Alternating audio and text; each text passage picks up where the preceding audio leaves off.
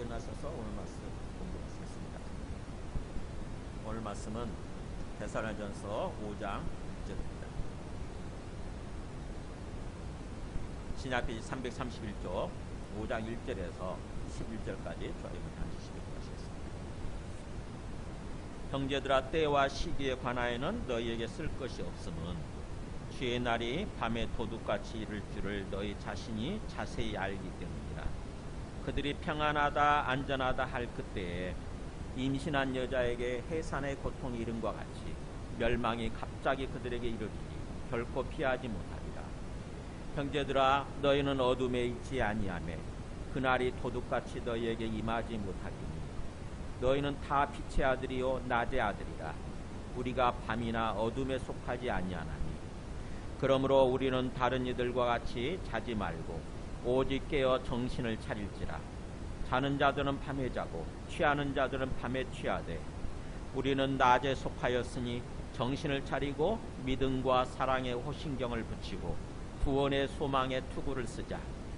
하나님이 우리를 세우심은 노하심에 이르게 하심이 아니요 오직 우리 주 예수 그리스도로 말미암아 구원을 받게 하심이라. 예수께서 우리를 위하여 죽으사 우리로 하여금 깨어있든지 자든지 자기와 함께 살게 하려 하셨느니라. 같이 읽습니다. 그러므로 피차 권면하고 서로 덕을 세우기를 너희가 하는 것 같이 하라. 아멘. 앉으시겠습니다. 네, 오늘 말씀 나누기 전에 먼저 제가 동영상을 하나 좀 보여드릴게요. 네, 어거스틴이라고 하는 사람이 있습니다. 들어보셨을지 모르겠어요. 유명한 사람이죠. 성 어거스틴. 로마식 이름으로 하면 아우구스티누스죠. 영어로 이제 그거 하다 보니까 어거스틴 이렇게 하는데, 이 어거스틴은 그야말로 유명한 사람이죠. 아, 이분이 여기 사진. 그러니까는 우리 그 카톨릭 시대니까 4세기 사람이에요. AD 4세기. 그러니까 종교개혁이 일어나기 전이죠. 그래서 이 카톨릭으로부터도 존경을 받고 우리 개신교로부터도 존경을 받는 그런 사람이에요. 네, 이분에 대해서 그런 얘기를 하더라고요. 미국의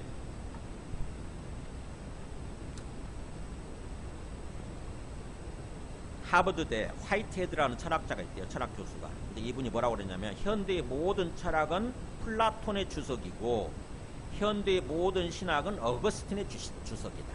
무슨 말이냐면 현대의 모든 철학은 플라톤으로부터 나왔기 때문에 플라톤이 한 말을 주석, 설명하는 것에 불과하고 또 현대의 모든 신학은 어거스틴이 한 말을 해석하는 것, 설명하는 것에 불과하다는 거죠. 그만큼 이 어거스틴이 신학적으로 굉장히 어떤 중요한 업적을 남겼다고 하는 거죠. 이분이 한때 타락과 방탕한 삶을 살다가 굉장히 누구보다도 타락했어요. 17살에 아들을 낳았으니까. 타락하고 방탕한 삶을 살다가 이태리 밀라노 회심의 정원에서 음성을 듣고 회개를 합니다. 회심을 해요. 그 얘기 한번 동영상으로 한번 보여주세요. 어머니의 만이교에 빠져 있었고 또 타락하고 부패한 방탕한 삶을 살고 있었고 그럴 때 어머니가 독실한 기독교 신자인데 어머니의 기도로 어떻게 보면 이 사람이 회개를 하고 구원받은 거죠.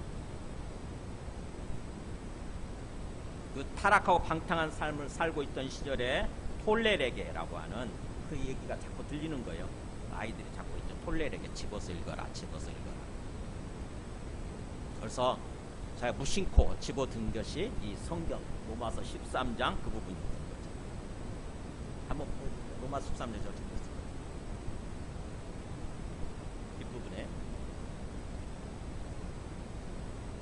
얘기를 너희가 이 시기를 알거니와 자다가 깰 때가 벌써 되었으니 밤이 깊고 낮이 가까웠으니 그러므로 우리가 어둠의 일을 벗고 빛의 갑옷을 입자. 낮에와 같이 단정 행하고 방탕하거나 술 취하지 말며 음란하거나 호색하지 말며 다투거나 시기하지 말고 오직 주 예수 그리스도를 옷 입고 정욕을 위하여 욕심의 일을 도모하지 말라. 이거를 읽는 순간 하나님이 나에게 말씀하시는구나 이렇게 가슴에 꼽친 거예요. 어거스틴이. 그래서 완전히 여기서 꼬꾸라지는 거죠. 여기서 회개를 하고 완전히 삶을 돌이키게 됩니다. 그래서 나중에 위대한 신학자, 주교로 세워져요. 주교. 목회자가 된 거죠. 근데 이 말씀이 바로 오늘 말씀의 주제인 거죠.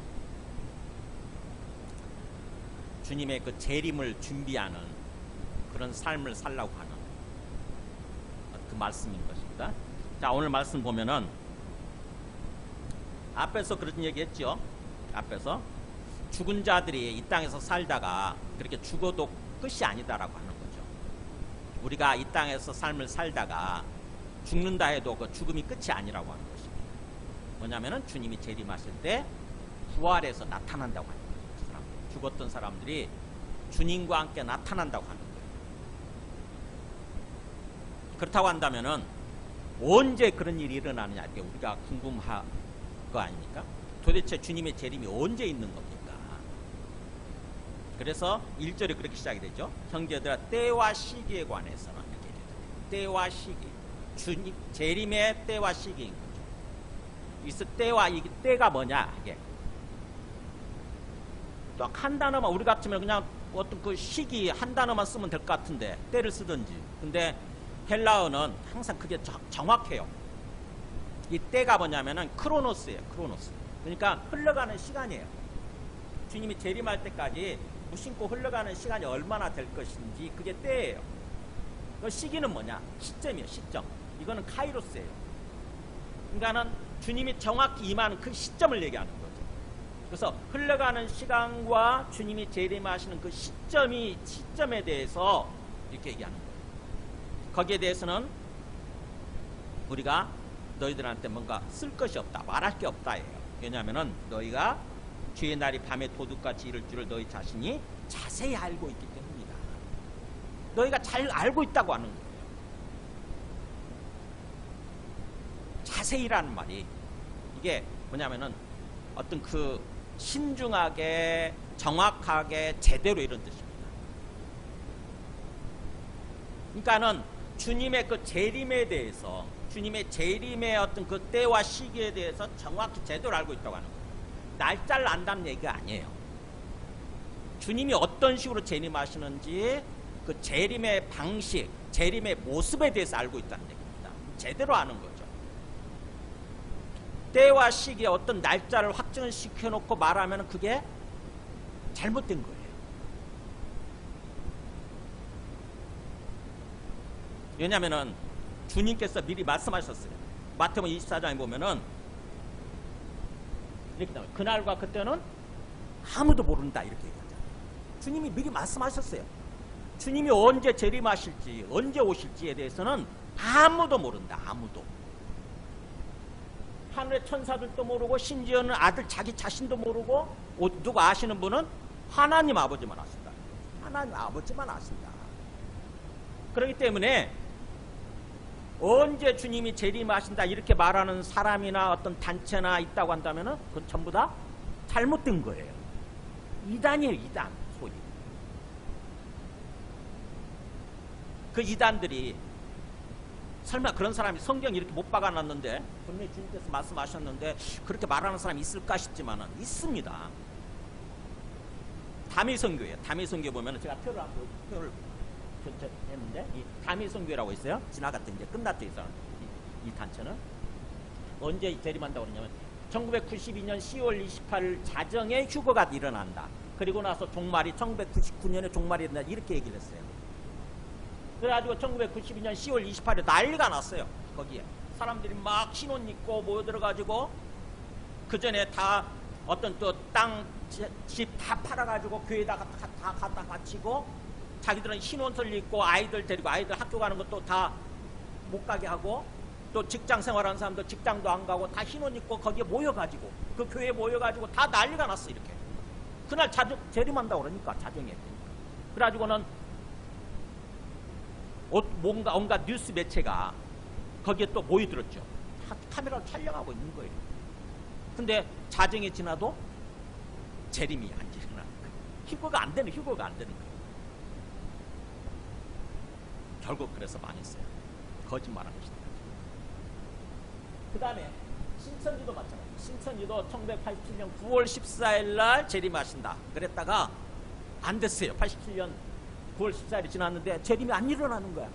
그래서 뭘로 바꾸냐면은 14만 4천 명이 차면 재림하신다 이렇게 바꿨어요. 그래서 그 사람들이 신천지가 항상 주장하는 게 14만 4천 명이에요. 근데 14만 4천 명이 찼는데도 재림 안 하셨네? 14만 4천 명이 넘었거든요 지금 신천지가. 그래서 뭘로 바꾸냐? 간부들 진짜 어떻게 보면 어떤 제대로 신천지 신도들인 간부들이 14만 4천 명을 말하는 거다. 그래서 모두가 그렇게 간부가 돼야 된다. 14만 4천 명의 간부가 돼야 된다. 그래가지고 경쟁을 시키는 거예요. 그 사람들이 시험까지 보잖아요. 시험 보는 거 보셨어요? 수천 명이 이렇게 쫙 모여가지고 신원 입고 시험을 보잖아요. 다 무릎 꿇고 이렇게. 우리는 다행이에요. 시험 안 봐도 구원 받으니까. 그게 신천지고. 그 다음에 또 대표적인 기자 오늘날 안상홍 하나님교회라고 있죠. 지금 장길자 교회라고 그러잖아요. 안상홍의 두 번째 부인인 장길자가 교주인 그 안상홍 하나님교회에서는 3번 바꿨어요. 1988년에 재림한다고 그랬다가 그게 안 되니까 2000년으로 바꿨다. 또 이때도 안 일어나니까 2012년으로 바꿨다. 그때도 지금 재림이 안 됐으니까 지금은 그냥 침묵하는 거죠. 이렇게 뭔가 그 어떤 주님의 재림 날짜를 딱 못 박아 놓는 걸 이걸 시한부라고 그래요. 시한부 종말론자들. 이 사람들은 다 이단이에요. 분명히 성경에서 그랬잖아요. 아까 그 말씀 보면 예수님께서 직접 주님께서 말씀하셨잖아요. 아무도 모른다. 그날과 그때는 아무도 모른다. 오직 알고 계시는 분은 하나님 아버지만 아신다. 그런데도 불구하고 왜 이렇게 말하는 사람들을 따를까요? 신기하죠. 신천지만 해도 지금 15만 명이 넘으니까 한 30만 명 되니까. 안상홍 하나님의 교회도 마찬가지예요. 얼마나 많습니까?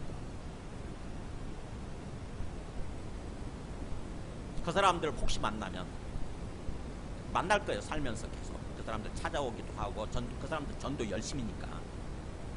이 말씀 펴서 보여주세요. 36절 이게 마태복음 24장 36절 읽으라고. 분명히 모른다. 아무도 모른다고 하지 않았냐고. 근데 당신들은 언제 재림이 있다고 언제 그렇게 말하지 않았냐고 얘기를 해주세요. 이렇게 주님의 구체적인 날짜죠. 구체적인 날짜 어떤 그 시점 이거는 아무도 모른다는 거예요. 다만 우리가 알아야 되는 것은 뭐냐면 어떤 모습으로 주님이 재림하실 거냐 하는 거예요. 어떤 모습으로 오실 거냐. 보세요. 노아의 때와 같이 인자 임함도 그러하다 이렇게 얘기를 하고 계시잖아요. 노아의 홍수 때죠. 노아 홍수 때처럼 그때도 주님이 다시 재림하실 때도 똑같은 현상이 일어날 거다. 뭐냐면은 그때 홍수 전에 노아가 방주에 들어가던 날까지 사람들이 먹고 마시고 장가가고 시집가고 있으면서 홍수가 나서 그들을 다 멸하기까지 깨닫지 못했다는 거예요. 깨닫지. 그러니까 아무도 예상을 하지 못했어요. 안 믿었으니까. 홍수가 날 거다. 앞으로 120년 후에 홍수가 날 거다라고 하나님께서 미리 말씀하시고 그걸 준비하도록 만드셨는데 그 사람들이 안 받아들였어요. 그래서 홍수가 일어나기까지, 실제로 홍수가 나기 전까지 그야말로 하나도 준비되지 않은 삶, 하나도 예상을 하지 못하고 그렇게 그냥 일상의 삶을 살고 있었던 거죠. 먹고 마시고 장가가고 시집가고 이렇게. 그랬다가 홍수가 터져가지고 이제 이게 진짜인가 보네. 막 물이 차오르고 그래서 다 막 뭔가 물에 빠져 죽고 막 그럴 때까지 몰랐다는 거예요. 갑자기 막 어느 날 갑자기 그런 것처럼 인자 임함도 이와 같으라. 그때하고 똑같을 거라는 거예요. 누가복음 17장 28절도 마찬가지예요. 또 노새 때와 같으리. 노세 아시죠? 소돔과 고모라 심판 때, 소돔과 고모라 심판했던 그 노세 때와 같이 그때 사람들이 먹고 마시고 사고 팔고 심고 집을 짓더니, 그러니까 일상 삶을 살고 있었던 거죠. 설마 하나님께서 예고하셨잖아요. 노소를 통해서. 그래서 노소를 통해서 사람들한테 얘기를 했다고. 이러다가 하늘에서 불소나기가 쏟아진단다. 이렇게 불과 유황이 쏟아진단다. 우리 망한다. 그러니까 빨리 우리가 정신 차리고 회개하자. 이랬는데 그 사람들이 그랬어요. 당신이나 믿으세요. 이렇게. 그랬다가 롯이 소돔에서 드디어 나가던 날에 천사가 끌고 나가잖아요. 나가던 날에 하늘로부터 불과 유황이 기온이라이 그들을 멸망시켰다. 그러니까 그때까지 몰랐던 거예요. 인자가 나타난 날에도 이러하리라 이거예요. 예수님이 오시는 날에도 똑같은 현상이다. 그러니까 오늘날도 마찬가지예요. 오늘날도 예수님이 재림하신다 그러면 그거 제대로 믿는 사람들이, 받아들이는 사람들이 얼마나 있냐고요. 우리야 그럴까 이런 생각을 하지만 세상 사람들은요 웃긴다고 그래. 이 멀쩡한 세상에, 이 멀쩡한 지구가 무슨 멸망하냐고.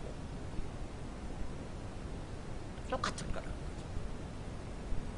그래서 내가 너에게 이르노니 그 밤에 둘이 한 자리에 누워 있으니 하나는 데려감을 놓고 하나는 버려둠을 당하게 될 거다. 데려감을 당하는 사람은 구원받은 사람이죠. 하늘로 이렇게 끌어올려져서 주님을 맞이하게 될 것이고, 나머지 안 믿는 사람은 땅에 방치될 것이고. 그 앞에 마태복음도 똑같은 표현이 나오죠. 그때 두 사람이 밭에 있으면, 그러니까 밭에서 두 사람이 같이 일하고 있어요. 근데 한 사람은 데려감을 당하고 한 사람은 구원받고 한 사람은 버려둠을 당할 것이고, 안 믿는 사람 같이 일하는 동료예요. 그런데도 믿는 사람은 구원받을 거고 믿지 않았던 사람은 주님의 재림을 대비하지 않았으니까, 주님의 재림을 대비하는 게 믿는 거잖아요. 근데 그런 사람은 버려둠을 당할 것이고, 두 여자가 맷돌질을 하고 있으면 집안일이죠. 이제 두 여자가 맷돌질을 하고 있다. 한 사람은 데려감을 당하고 한 사람은 버려둠을 당할 것이다. 이런 일이 일어날 거라고 하는 것입니다. 그래서 다시 오늘 본문으로 와서 보면은 주의 날이 밤에 도둑같이 이른다고 하는 거예요. 그래서 13절에 그날이 그들이에요. 안 믿는 사람들이죠. 안 믿는 사람들이 평안하다 안전하다 할 그때, 우리 평안해, 잘 있어 우리, 그리고 안전해, 절대로 그런 일이 일어나지 않을 거야. 뭐 주님의 재림이 있다고, 지구가 멸망한다고, 전혀 그런 일은 없을 거야. 우리 안전해, 우리 든든해. 그렇게 할 때에 왜요? 임신한 여자에게 해산의 고통이 있는 거지. 임신한 여자에게 해산의 고통이 어느 날 갑자기 임하잖아요. 예정일이 있다 할지라도 예정일보다 빨리 임하기도 하고 그렇잖아요. 그래서 임신한 여자에게 해산의 고통이 이르는 것처럼 갑자기, 멸망이 갑자기, 이게 갑자기. 앞에서 도둑같이란 말은 갑자기란 뜻입니다. 밤에 도둑 들듯이, 그 말은 갑자기 예상하지 못했던 시간에 그런 뜻이죠. 전혀 예상하지 못했는데 멸망이 갑자기 그들에게 이르리니 결코 피하지 못하리라. 안 믿었던 사람들은 절대로 멸망을 피할 수가 없다고 합니다. 결국 주님의 심판을 받고 영원한 불못으로 들어가게 되는 거죠. 그러나 4절 5절 보면 형제들아, 그러나가 있어야 되거든요. 접속사 대가 있거든요. 그러나 형제들아, 너희는 어둠에 있지 아니하니, 어둠에 있지 아니하며 그날이 도둑같이 너희에게 임하지 못하니. 그러니까 안 믿는 사람들은, 불신자들은 갑자기 임하는 거고 밤에 도둑 들듯이 갑자기 임하는 거지만, 우리 믿는 사람들은 예상을 하고 있잖아요. 언젠가 주님이 재림하신다. 그래서 마음속에 염두에 두고 있는 거예요. 항상 염두에 두고 사는 거죠. 그래서 우리는 낮에 속한 존재이기 때문에, 어둠에 있지 않고 낮에 속하기 때문에 절대로 우리한테는 갑자기 도둑같이 그렇게 임하지 못한다고 하는 거죠. 너희는 다 빛의 아들이요 낮의 아들이다. 그러니까 예수를 믿는 너희들은 다 뭐예요? 밤중에, 이게 일종의 은유법이죠. 밤에 속한 존재가 아니라 낮에, 벌건 대낮에 속한 존재라고 하는 거죠. 다 보이잖아요. 우리 벌건 대전 이렇게, 그죠? 다 보이잖아요. 밤에 있으면 안 보이죠. 그래서 우리는 낮에 속해 있고 빛의 아들들이기 때문에 우리는 다 안다는 거죠. 예상을 한다는 거예요. 예상을 하고 있다는 거예요. 그래서 우리는 지금 그러잖아요. 너희는 그렇게 하다가 이제 우리가 그러잖아요. 너희들이나 우리나 사도 바울 일행이죠. 우리나 다 밤이나 어둠에 속하지 않은 사람들이다. 우리는 다 알고 있는 사람들이다. 그래서 우리는 어떻게 보면 예수님의 재림에 대해서 구체적인 날짜와 시간은 모르지만 어떤 징조를 통해서 짐작을 하고 예상을 하고 있어야 돼요. 예수님께서 직접 미리 말씀하신 어떤 징조가 일어나고 있다 그러면은 그 징조를 통해서 오실 때가 됐나? 곧 오실 때가 됐나라고 뭔가 짐작을 하면서 예상을 하면서 살아야 되는 거죠. 마태복음 24장 보면은 예수님이 일어날 징조에 대해서 이렇게 얘기를 해주셨어요. 미리. 제자들이 왔을 때 묻습니다. 우리에게 일러주소서 그러면서 어느 때 이런 일이 있겠사오며 주의 임하심과 세상 끝에는 무슨 징조가 있사오리까 이렇게 물어요. 주님께서 재림하시고 세상 끝날이 올 때쯤에는 무슨 징조가 있겠습니까? 이렇게 묻는다고. 그랬더니 예수님이 뭐라고 말씀하시냐면은 답변을 해주시죠. 너희가 사람의 미혹을 받지 않도록 주의해라. 그러니까 사람들이 뭔가 너희를 미혹하고 속이고 유혹하고 그럴 텐데 절대로 그 속임에 거기에 넘어가지 않도록 조심해라 그러면서 먼저 첫 번째 현상이 많은 사람이 내 이름으로 와서 이르되 나는 그리스도라 하여 많은 사람을 미혹하다. 뭐예요? 거짓 그리스도들이 등장합니다. 내가 구원자야. 내가 그리스도야. 통일교, 문선명, 지금 한학자 자기가 그리스도래잖아요. 신천지 이만희 자기가 그리스도래. 안상홍 국수 먹다가 죽었지만 안상홍 자기가 그리스도라고 그랬어요. 그 다음에 그 두 번째 부인 장길자 자기가 그리스도래. 이렇게 거짓 그리스도들이 등장할 거라고 하는데 그 다음에 또 난리와 난리 소문을 듣겠으나 너희는 상과 두려워하지 말라. 이런 일이 있어야 돼. 아직 끝은 아니라. 뭐냐? 난리와 난리 소문. 뭐예요? 그러니까는 국내에서 뭐 내란처럼 이렇게 뭔가 내란 일어나는 거예요. 나라 내에서 이렇게 국내에서 서로 치고받고 싸우는 거죠. 전쟁 때처럼. 내란이라고 하는 그런 거예요. 이게 난리와 난리. 그 다음에 민족이 민족을 나라가 나라를 대적하다. 이거는 국가 간의 전쟁이죠. 지금 러시아 우크라이나 전쟁처럼 지금 또 중동 전쟁처럼 그렇게 민족이 민족을 향해서 나라가 나라를 대적해서 그렇게 전쟁이 일어날 거다. 역전에서. 그러니까 전쟁이 엄청나게 계속 많아질 거라고 하는 거죠. 재림하실 때가 되면. 그리고 곳곳에 기근과 지진이 있습니다. 여기저기서 지진이 많이 일어나는 거예요. 우리 뭐 한태평양 지구 어떤 그 한태평양대라고 그러잖아요. 이렇게 뭔가 판들이 자꾸 막 가까이 접근하면서 막 지진들이 그렇게 한태평양대에 있는 나라들의 지진이 많잖아요. 지금 일본이나 이런 데서. 그래서 그러면 지진이 일어나면은 뭔가 농사를 다 망치게 되고 그러니까 기근 현상이 일어나죠. 기근 현상, 가뭄 현상, 굶어 죽는 사람들이 많아진다는 거예요. 그러면서 이 모든 것은 사실은 재난의 시작이 된다. 이거는 그야말로 전쟁의 끝이 어떤 재난의 끝이 아니라 재난의 시작입니다. 더 중요한 것은 그 다음 단계거든요. 그때 사람들이 너희를 환란에 넘겨주겠으며 너희를 죽이리니 너희가 내 이름 때문에 모든 민족의 미움을 받으리니. 환란이 엄청난 큰 환란, 어려운 고난의 어떤 시작이 된다는 거죠. 고난이 닥친다는 거예요.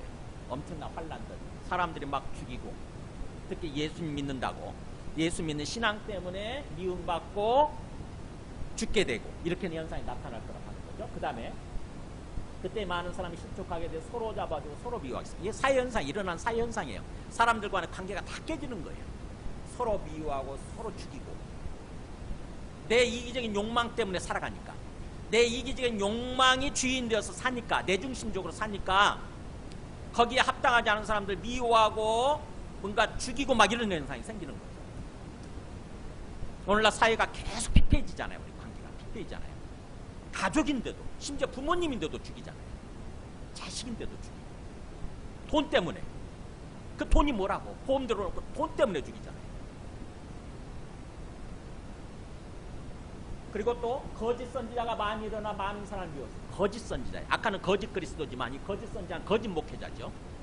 제대로 된 말씀을 전하는 것이 아니라 돈을 위해서 엉뚱한 말씀을 전하는 사람들 있잖아요. 저 정광훈 우리처럼 거짓 선지자, 거짓 목회자 많이 일어나서 많은 사람을 미혹하겠습니다. 저렇게 거짓말 하는데 왜 저렇게 따라가나 참 이상할 정도인데, 거짓 영에 사로잡히게 되면 어쩔 수가 없는 것 같아요. 마귀의 영에 사로잡히게 되면 그냥 따라가요. 그게 옳은 줄 알고. 또 불법의 성함으로 많은 사람이 사랑이 식어지리라. 불법이 무성해지는 거, 여기저기서 그야말로 범죄, 죄를 저지르는 어떤 것들이 불법이 무성해지고, 그러면서 마음속에 우리는 서로 사랑하는 삶을 살아야 되는데, 하나님께서 창조하실 때 서로 사랑하면서 살도록 그렇게 정하셨는데 사랑이 식어지는 거예요. 없어지는 거예요. 이 현상이 징조들이에요. 이렇게 예수님 재림할 때가 되면 사회적으로 완전히 어떻게 보면 참 우리가 건강하게 행복하게 살 수 없는 그런 환경이 안 되는 거예요. 바뀌는 거예요. 오늘날 우리가 참으로 그렇잖아요. 이 시대를 살면 참 힘들지 않습니까? 그런 현상이 일어날 거라고요. 이 징조예요, 징조. 주님의 재림의 징조. 그래서 그러나 끝까지 견디는 자는 구원을 얻으리라. 이 천국 복음이 모든 민족에 증언되기 위하여 온 세상에 전파되리니 그제서야 끝이 오리라. 그러니까 우리는 주님의 재림에 대해서 구체적인 날짜나 시기에 대해서는 절대 알 수가 없어요. 그러나 뭐예요? 징조를 통해서 우리는 예상을 할 수가 있다. 주님의 재림이 가까워오고 있구나. 그래서 마음속에 항상 염두에 두고 사는 거죠. 주님이 언제 오실지 모른다. 주님 말씀하신 대로 현상들이 일어나고 있으면 우리가 예측을 할 수 있는 거죠. 그래서 이 데살로니가 성도들도 그거를 그렇게 알고 있었다고 하는 거예요. 너희 자신이 자세히 알기 때문이란 말은 그런 거예요. 자세히 정확히 알고 있다고 하는 것은 주님의 재림이 어떤 식으로 이루어질 것인지, 구체적인 날짜와 시간이 아니라 이런 징조가 있게 되고 이런 식으로 갑자기 밤에 도둑 들듯이 갑자기 임하실 거라고 하는 것을 제대로 정확히 알고 있다고 하는 것입니다. 우리도 그렇게 알고 있고 그런 삶을 살아야 되는 거죠. 그러면서 두 번째 메시지예요. 6절에서 이제 10절까지 보면은 우리가 그렇게 주님의 재림이 그런 식으로 이루어진다고 한다면 우리가 어떤 식으로 삶을 살아야 되는지, 어떤 식으로 신앙생활을 해야 되는지, 우리의 삶의 방식에 대해서, 우리의 삶의 모습에 대해서 말씀을 합니다. 6절에 보세요. 그러므로 우리는 다른 이들과 같이 자지 말고 오직 깨어 정신을 차릴지라. 다른 이들이 뭐예요? 안 믿는 사람들이잖아요. 밤에 도둑같이 임하게 될 안 믿는 사람들, 불신자들, 그 사람들과 같이 그렇게 자지 말고, 잠자고 있지 말고, 우리의 영이 말하는 거죠. 우리의 영혼이 잠들어 있지 말고 각성을 하고 깨어서 정신을 차리자, 이게요. 정신을 차리자.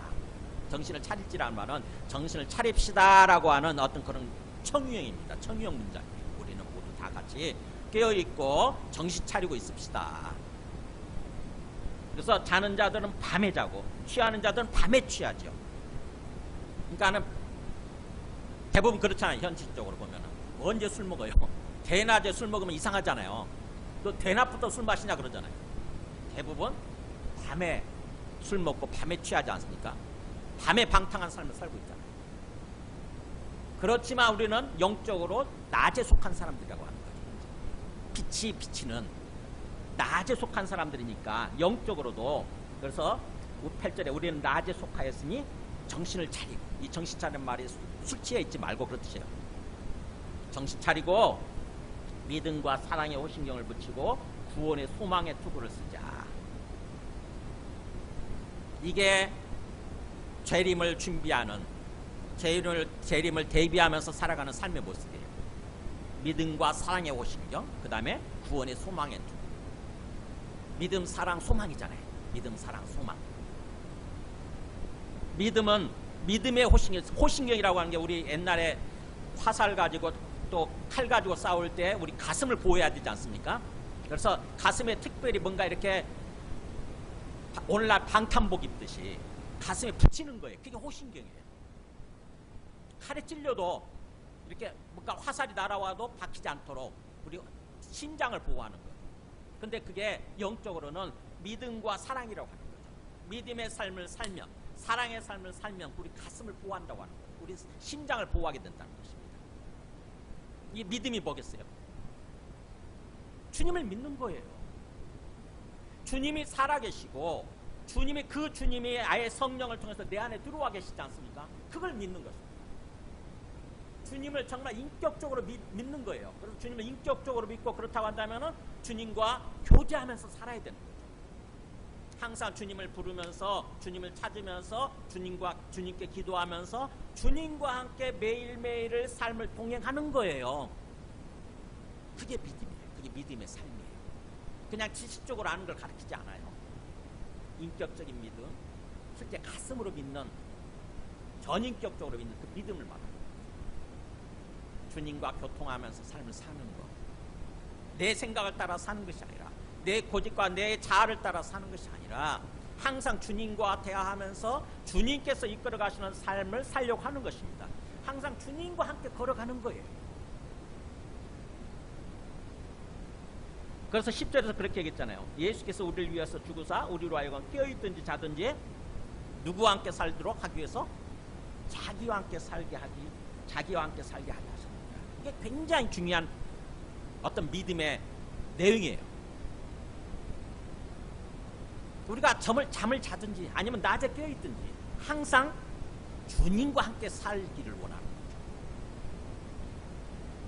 그것을 위해서 아예 주님이 우리 안에 들어와 계시는 거예요. 항상 우리 안에. 우리는 그걸 직접 이렇게 본 적이 없고, 그렇기 때문에 우리가 긴가민가 할 수 있지만 영적으로 주님께서는 우리 안에 들어와 계시는, 항상 우리와 함께 계신다고 합니다. 그걸 믿어야 돼요. 그래서 힘들 때일수록 나 혼자가 아니라고 하는 것을 항상 생각하시기 바랍니다. 나 혼자 있는 게 아니에요.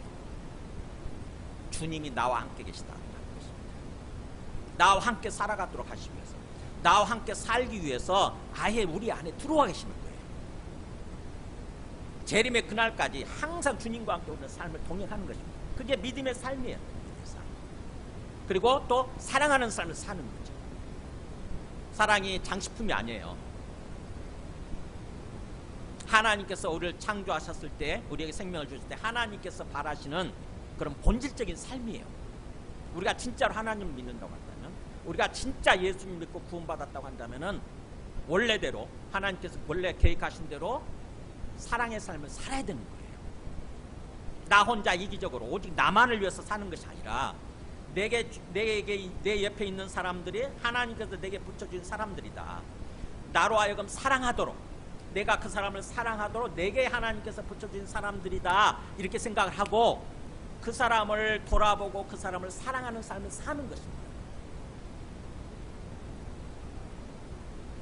거창한 게 아니에요. 그 사람과 어떻게 보면 얘기하는 거, 마음 문을 열고 그 사람과 얘기하고 그 사람 이야기를 들어주고 자판기 커피라도 커피 한 잔 이렇게 빼주고, 그게 그 사람을 사랑하는 거예요. 그렇게 믿음과 사랑의 삶을 살면 그게 호신경이라는 거죠. 우리의 심장을 보호하는 호신경을 붙이는 거예요. 그 다음에 또 구원의 소망의 투구를 쓰자. 소망인데 어떤 소망을 갖는 거냐면은 우리는 구원받았고 또 장차 완전한 구원에 이를 거라고 하는, 주님이 재림하신다 할지라도 우리는 완전한 구원에, 천국에 들어가게 될 거라고 하는 그 구원의 소망을 갖는 거죠. 그게 투구를 쓰는 것과 같다는 거죠. 옛날에 이렇게 칼과 화살을 가지고 싸울 때 투구를 쓰잖아요. 그 투구 머리를 보호하는 거 아닙니까? 머리 한 방 맞으면 그걸로 끝이니까. 오늘날 군인들도 마찬가지 투구 쓰잖아요. 우리도 영적 군인으로서 투구를 써야 되는데, 그 투구는 바로 뭐냐면 구원의 소망을 갖는 거라는 거죠.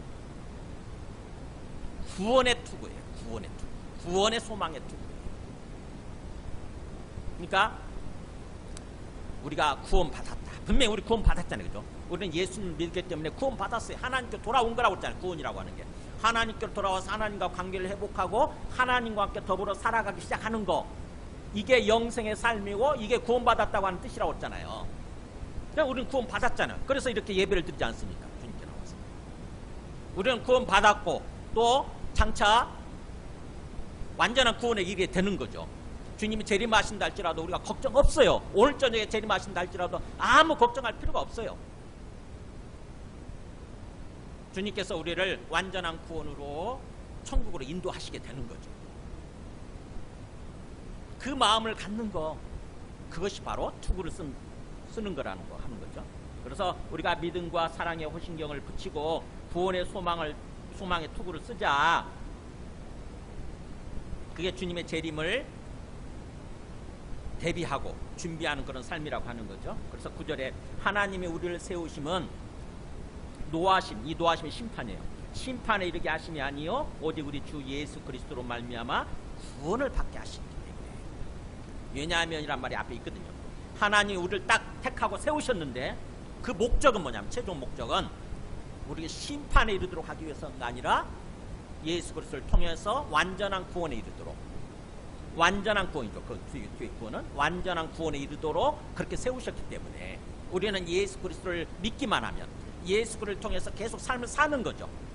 나와 함께 계시는 예수님을 생각하고 예수님과 교통하면서 예수님과 함께 인생길을 동행하다 보면 그렇게 완전한 구원에 이르게 돼 있다는 것입니다. 그렇기 때문에 우리는 이런 삶을 살아야 된다고 하는 거죠. 그래서 예수님께서도 그렇게 말씀하셨어요. 마태복음 24장 42절 보면 이렇게 얘기하잖아요. 그러므로 깨어있으라. 그러니까 언제 오실지 모르기 때문에 그 구체적인 날짜와 시간은 우리가 모르니까 뭐냐면은 항상 깨어있어야, 영적으로 깨어있으라는 뜻이죠. 영적으로 깨어있으라. 어느 날에 너희 주가 임할는지 너희가 알지 못하기 때문에 항상 영적으로 깨어있는, 언젠가 예수님이 재림하실 거다라고 하는 것은 어떤 그걸 마음속에 염두에 두고 대비하면서 삶을 사는 거예요. 너희도 아는 바니 만일 집주인이 도둑이 어느 시각에 올 줄 알았더라면 깨어있어 그 집을 뚫지 못하게 하였습니다. 그러니까는 일상에서 일어난 일이잖아요. 만약에 도둑이 예고를 하고 들어갔다고 생각해보세요. 나 오늘 밤에 너희 집에 들어갈 거야. 너희 집에 가서 뭘 훔칠 거야. 그러면 사람들 깨어있지 않겠어요? 그잖아요. 몽둥이 들고 야구방망이 들고 깨어있겠죠. 그죠? 이 새끼 들어오기만 해봐라. 그러는 것처럼 우리가 어떻게 보면 정신 차리고 깨어있어야 한다고 하는, 예수님 분명히 말씀하셨으니까 어느 날 갑자기 내가 임하게 될 거다. 그래서 이러므로 너희도 준비하고 있으라. 생각하지 않은 때인자. 생각하지 않은 때인자. 우리는 징조를 통해서 그냥 예측만 하는 거죠. 주님이 언제 오실지 모르겠네. 주님이 곧 오시겠네. 그래서 에베소서 보면은 사도 바울도 그래서 이런 맥락에서 사도 바울도 그렇게 얘기를 해요. 에베소 6장 13절에 보면은 그러므로 하나님의 전신갑주를 취하라. 전신갑주는 완전무장이라는 뜻이에요. 완전무장, 우리 군대에서 완전무장 있잖아요. 완전무장을 해라 하고 있어라. 왜냐하면 이는 악한 날에 너희가 능히 대적하고 모든 일 행하며 서기 하며, 이 악한 날이라고 하는 것은 우리가 인생을 살아가는 이 땅에서 신앙생활하는 기간이 쉽지 않은 시간이라고 하는 거예요. 계속해서 마귀와 우리가 영적 쓰레기와 싸워야 되잖아요. 이렇게. 그게 악한 날이에요. 그래서 이 악한 날에 우리가 대적할 수 있고, 적을 상대로 대적할 수 있고, 또 모든 일을 다 마친 후에, 모든 일을 행한 후에 우리가 주님 앞에 서기 위해서는 완전무장을 하고 있어야 된다. 그렇죠? 영적 완전무장. 그게 바로 뭐냐면 이제 구체적으로 얘기하죠. 진리로 너희 허리띠를 띠고. 뭐예요? 허리띠 없으면 옷이 흘러내리잖아요.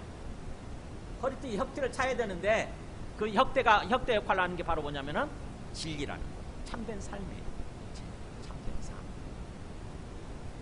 말씀이라고 해석하는 사람도 가끔 있는데 틀렸습니다. 진리는 참된 삶이에요. 말씀에 합당한 삶, 참된 삶. 예수님과 함께하는 참된 삶. 그 다음에 의의 호신경. 뭐예요? 호신경이 아까는 믿음과 사랑의 호신경이었는데 여기는 의죠. 의로운 삶이에요. 의로운 삶.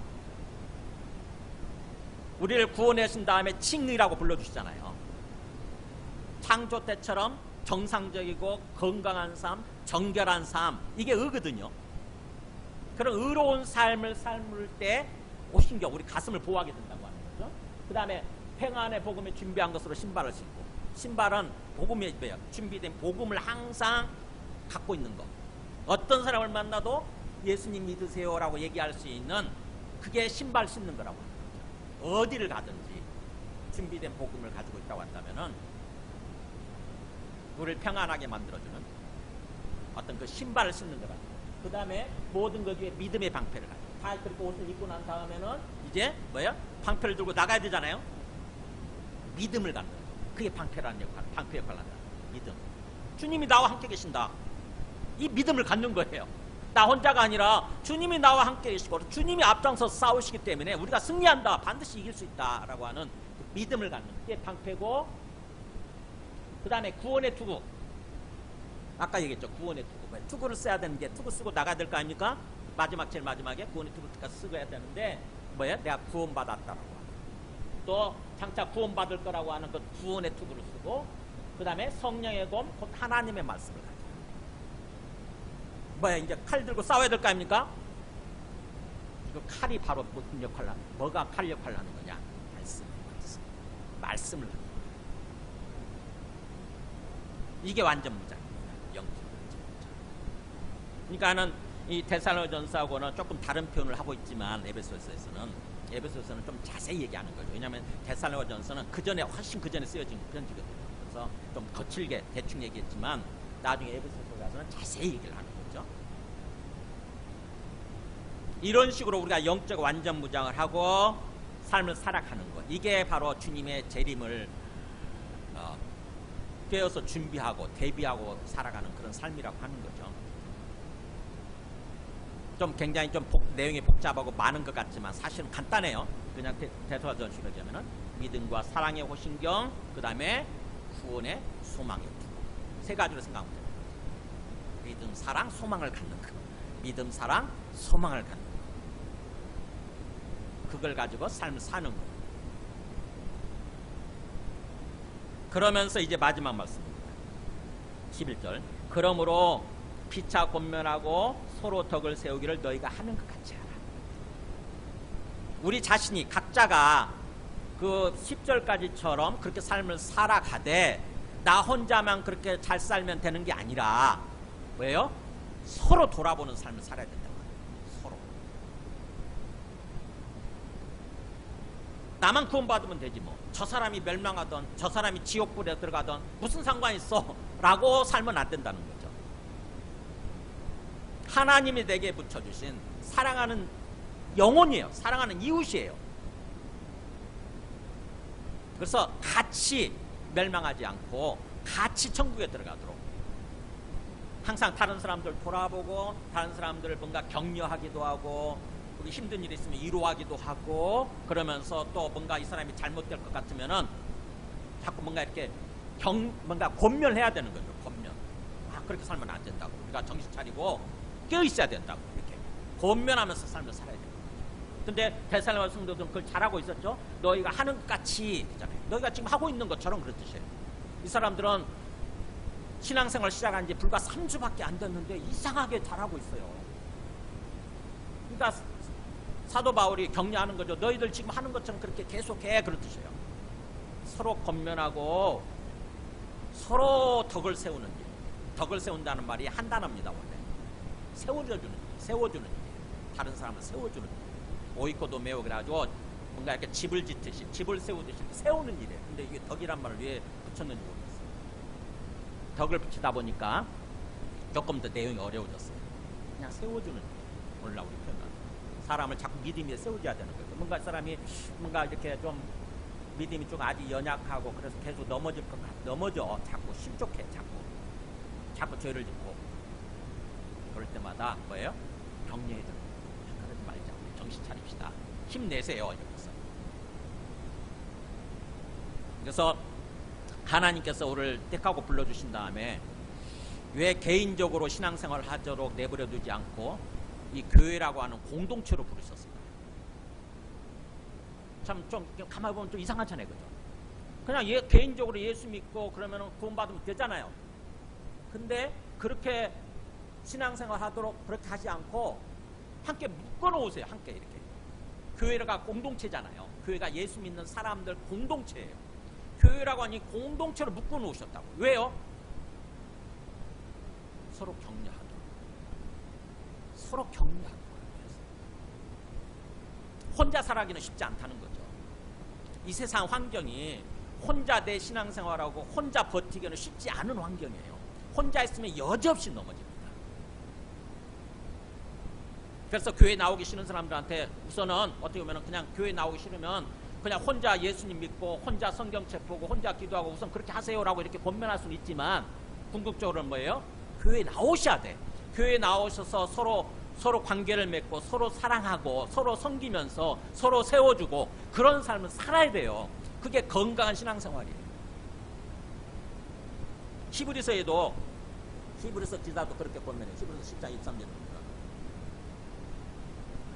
이렇게 보세요. 이게 약속하신 이는 미쁘시니 주님의 재림에 대해서 그렇게 약속해 주신 그분은 믿을 만한 분이시니 우리가 믿는 도리의 소망을 움직이지 말며 굳게 잡고 우리가 믿는 거에 대해서 절대로 흔들리지 말고 굳게 딱 잡고 그 다음 뭐라고 됐습니다. 24절에 서로 돌아보아 서로 돌아보아 사랑과 선행을 격려하며 서로 돌아보고 내만의 일에 빠져서 내 삶에 빠져서 이렇게 혼자 이기적으로 살아가는 것이 아니라 서로를 좀 돌아보는 거예요. 저 사람 잘 살고 있는지 제대로 살고 있는지 제대로 신앙생활 하고 있는지 돌아보고 그래서 또 사랑과 선행을 격려하며 사랑하는 삶을 살도록 또 선행의 삶을 살도록 격려하고 서로 격려하고 그래서 모이기를 피하는 어떤 사람들의 습관 같이 하지 말고 그때 당시에도 아마 이 히브리서 당시에도 그런 사람이 있었던 거예요. 우리 모이지 맙시다. 힘든데 바쁘고 힘든데 모이지 말고 개인적으로 잘 살면 되지. 이렇게 모이기를 피하는 어떤 사람들의 습관이 있었던 것 같아요. 근데 그러지 말고 뭐라고 그러세요? 오직 권하여 서로 권하는 거야. 그러지 말고 우리 모입시다. 권하여 뭐라고 그러세요? 그날이 가까운 볼수록 더욱 그리하자 그러잖아요. 그날 뭐예요? 그날이 언제예요? 주님 재림하시는 날이에요. 주님이 재림하시는 날이 가까움을 볼수록 가까워졌다고 이렇게 느껴질수록 더욱더 서로를 권면하자는 거죠. 서로 권면해서 우리 함께 모여서 서로 격려하고 서로 사랑하고 서로 세워주고 그런 생각을 하죠. 그게 정상적이고 그게 건강한 신앙생활의 모습인 거예요. 그게 주님의 재림을 대비하는 그런 모습인 거예요. 근데 세상은 지금 반대로 흘러가고 있잖아요. 그렇죠? 우리 주변의 세상은 계속 반대로 흘러가고 있어요. 오직 개인주의적으로 나밖에 모르는 그렇게 만들도록 문명이 발전하고 있잖아요. 모였을 때도 주로 사람들이 빠져있는 게 뭡니까? 유튜브 꺼내가지고 뭐예요? 핸드폰 꺼내가지고 거기에 다 빠져있잖아요. 문명이 그렇게 사탄이 이끌어가는 문명이 그렇게 만들고 있어요. 우리 영혼을. 근데 우리는 말씀을 통해서 이걸 안다고 한다면은 말씀대로 살아가려고 노력을 해야 되는 거죠. 과감하게 핸드폰 줬고 이렇게 모여서 서로 격려하고 그런 시간을 가져야 되는 거예요. 말씀을 알아가고 말씀으로 서로 권면하고 서로 세워주고 그런 삶을 살아가야 되는 거예요. 그걸 주님께서 기뻐하시는 거죠.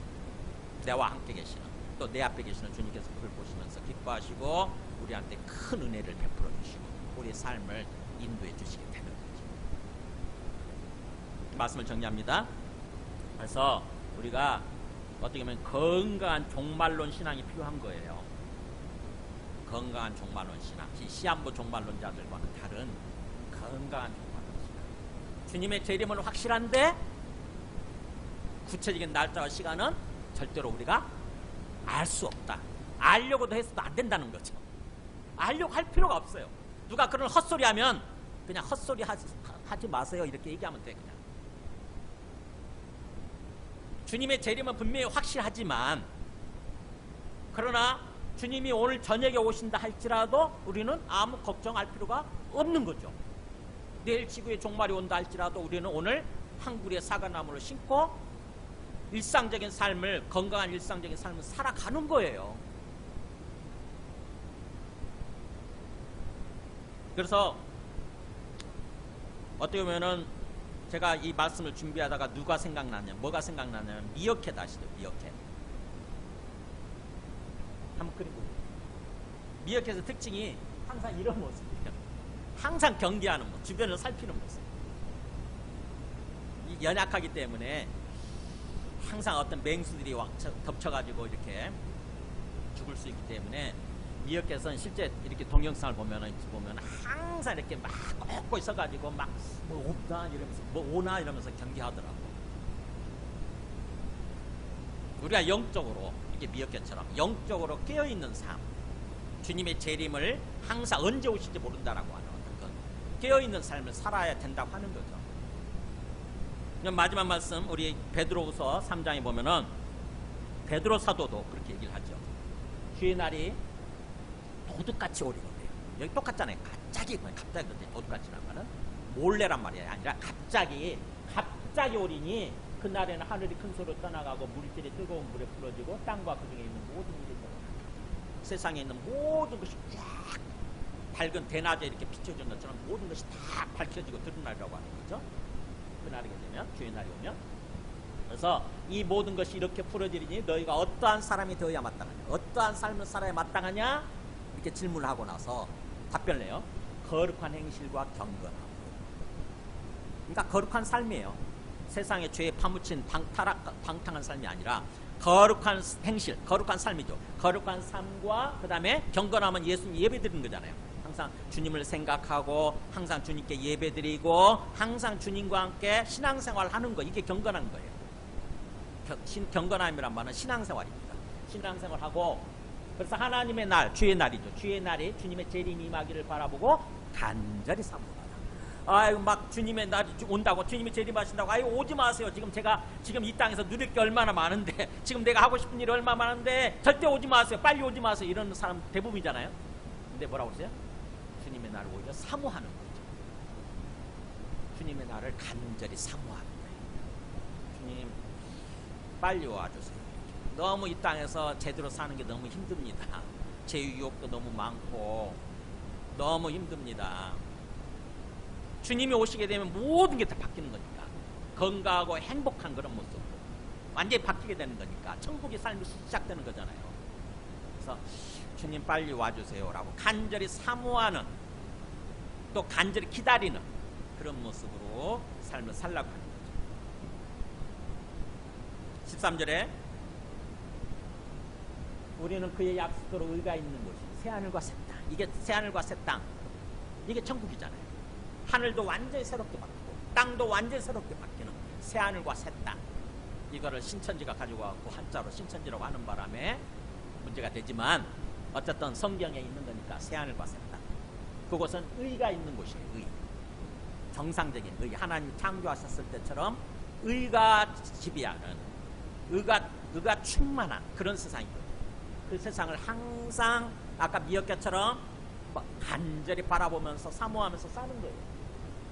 그러므로 사랑하는 자들아, 너희가 이것을 바라보나니 주님 앞에 섰을 때 나중에 점도 없고 흠도 없이 평안 가운데서 나타나기를 힘쓰라. 그러니까 베드로도 그렇게 권면한 거예요. 당시 사람들한테. 주님의 날은 확실하지만 언제 오실지 모르니까 항상 그 날을 사모하면서 그렇게 뭔가 우리가 거룩한 삶으로 나중에 주님 앞에 섰을 때 하나의 점도 없이 흠도 없이 얼룩이 없는 거, 더러움이 없는 거죠. 더러운 어떤 그런 모습이 없이 항상 마음이 평안한 가운데서 기쁨 가운데서 주님이 오시는 것을 환영할 수 있어야 되는 거죠. 아이고 주님 드디어 오셨어요. 이제 오셨어요. 그러면서 주님 환영할 수 있어야 돼요. 기쁜 마음으로 주님을 맞이할 수 있도록 이렇게 힘쓰는 삶을 살라고 하는 것입니다. 여러분, 나는 이런 어떤 건강한 종말론 신앙을 갖고 있는지 우리 한번 좀 점검해 보시기 바랍니다. 그 종말론이 건강해야 돼요. 마지막 최종 목적이죠. 종말론 신앙이 건강해야 돼요. 그래야 이 땅에서 신앙생활이 건강해요. 제대로 삶을 살아요. 제대로 신앙생활을 해요. 이 종말론 신앙이, 종말론에 대한 어떤 그런 믿음과 말씀이 불확실하면, 성경적이지 않으면 우리의 신앙생활이 다 엉터리가 되는 거예요. 망치는 거예요. 그래서 종말론이 굉장히 중요한데 성경대로 완전히 건강한 종말론 신앙을 갖고 있어요. 근데 옛날에 우리 목사님들 설교한 거 보면은 종말론이 참 어떻게 잘못된 어떤 설교를 하시더라고요. 제가 수많은 사람들, 목사님들 설교를 이렇게 들어보는데 참 내가 존경하는, 이분도 이렇게 설교하셨네, 이런 생각이 나죠. 물론 그때 당시는 신학이 좀 한계가 있었죠. 근데 지금은 그래도 저처럼 똑같이 설교해. 이제는 지금은 특히 젊은 사람들, 젊은 목회자들 제대로 성경을 제대로 설명을 해요. 근데 우리 나이 드신 분들 같은 경우는 잘못된 어떤 종말론 설교를 듣고 거기에 이렇게 매몰되어서 살아가는 사람들이 많이 있어요. 한 70 이상 되시는 분들, 70, 80 되시는 우리 그런 분들 같은 경우는 참으로 정말로 신앙이 좀 잘못된 거죠. 우리는 항상 성경으로 돌아가서 주님께서 주님의 입장에서 생각하는 거예요. 그리고 또 사도들의 입장에서 생각하는 거예요. 주님이 우리한테 어떤 삶을 살기를 바라실까? 어떤 생각을 가지고? 또 사도들이 도대체 뭘 얘기하기 위해서 지금 이렇게 말씀하고 있는가? 우리가 그걸 깨달아야 되는 거죠. 우리 함께 찬송하고 기도하겠습니다.